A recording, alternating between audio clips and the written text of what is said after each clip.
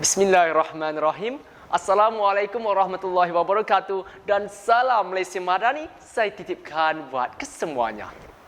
Dek pembahagian harta yang tidak sempurna, bonda tercinta menjadi mangsa, diseksa, dikelar, dikerat 15 bahagian, kemudian dibuang ke dalam tangki kumbahan. Sangat kejam.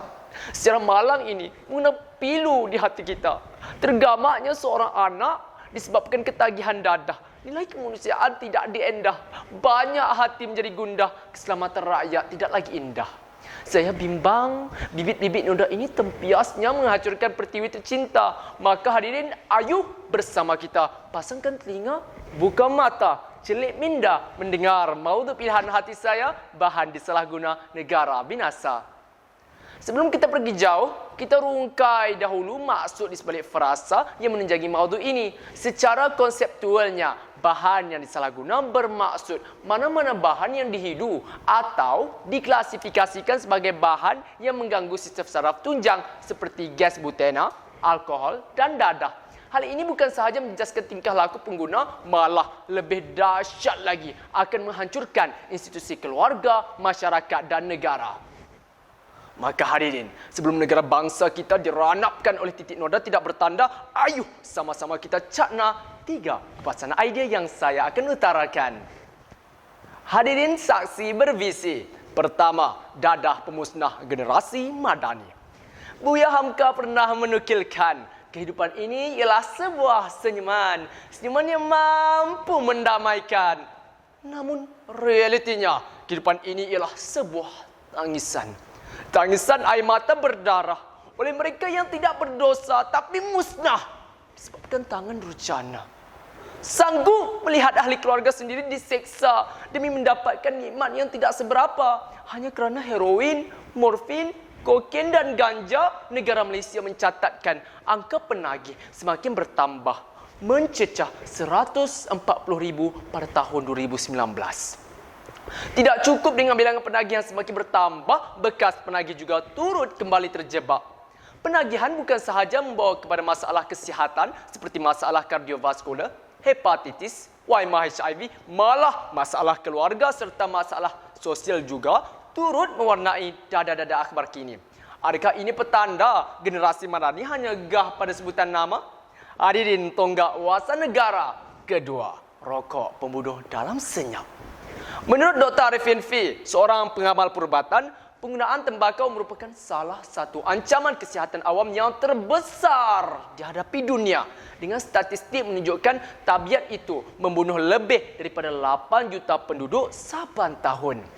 Bukalah mata hadirin dengan lebih luas, di Malaysia sahaja dicatatkan kira-kira 4,8 juta perokok dan 27,200 kematian asbab perokok. Terkejut? Inilah realiti buruk negara bangsa kita. 7,000 bahan kimia dan 70 daripadanya menjadi punca utama tercetusnya kanser dalam badan manusia.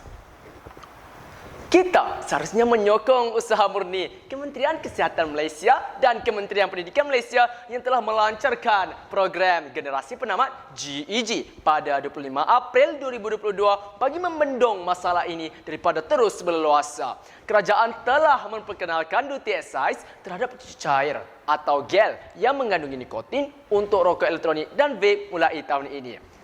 Menurut Perdana Menteri Malaysia, Datuk Seri Anwar Ibrahim berkata, biarpun vape dan rokok elektronik masih dijual secara tidak sah di negara ini, ia masih dijual secara berluasa dengan nilai anggaran sebanyak 2 bilion ringgit. Maka kerajaan bersetuju sebanyak 50% daripada duti berkenaan akan disalurkan kepada Kementerian Kesihatan Malaysia sebagai sokongan terhadap ikhtiar ke arah program Generasi Penamat.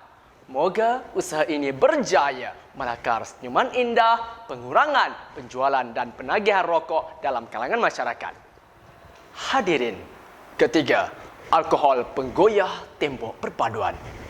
Akhbar bernama yang bertarikh 3 Februari 2023 melaporkan bahawa nyawa seorang penunggang motosikal telah diragut akibat dirempuh sebuah lori yang dipandu seorang lelaki disyaki berada di bawah pengaruh alkohol.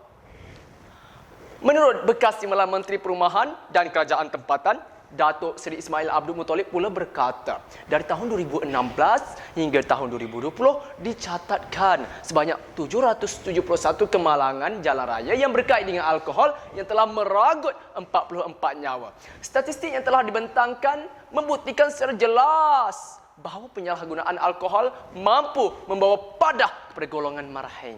Soalan yang timbul, bagaimanakah sejenis minuman mampu membawa kepada kesan yang sangat kritikal?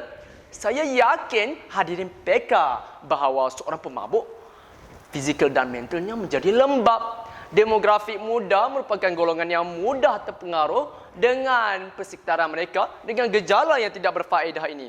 Mereka diibaratkan seperti span yang mudah menyerap minyak dan kotoran kuali yang dibasuh. Tidak perlulah bergaru kepala jika kuantiti kes kemalangan di bawah pengaruh alkohol makin meningkat dari tahun ke tahun.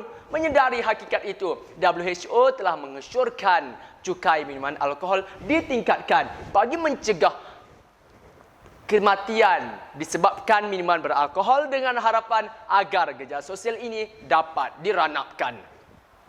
Tuntasnya, ragam pendidikan melambangkan pelangi kehidupan. Para ibu bapa sekalian, didiklah anak tentang pergaulan. Carilah rakan yang ke arah kebaikan. Walaupun kurang ilmu pengetahuan, dedahkanlah anak tentang penyalahgunaan bahan. Kerana menutur buluh biarlah dari rebungnya. Peranan orang-orang sekeliling seperti ibu bapa, guru dan masyarakat juga penting dalam membentuk sasiah kendiri. Ianya bukan sahaja menyumbang kepada pencegahan masalah sosial, malah membantu meningkatkan taraf kesihatan dan mengeratkan hubungan antara komunitas setempat. Sebelum melangkah, saya tinggalkan anda dengan beban amanah, bahan disalahguna, negara binasa. Sekian, terima kasih.